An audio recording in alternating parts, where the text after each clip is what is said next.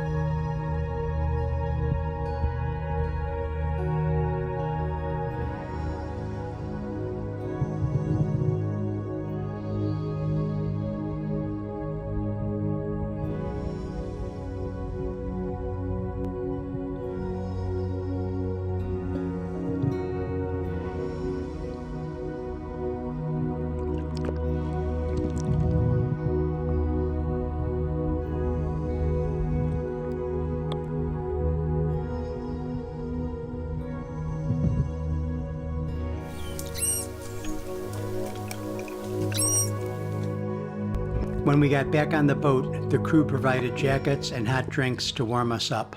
I'll put links to the other videos in this series in the description of this video. I hope you enjoy it. Please give it a like if you do and consider subscribing to the channel. Until next time, thanks for watching. If you'll go to TripAdvisor and leave us a good review, I'm Captain Dave and this is Greg. If you had a so-so trip, I'm Captain Jack Sparrow and that's Captain Morgan.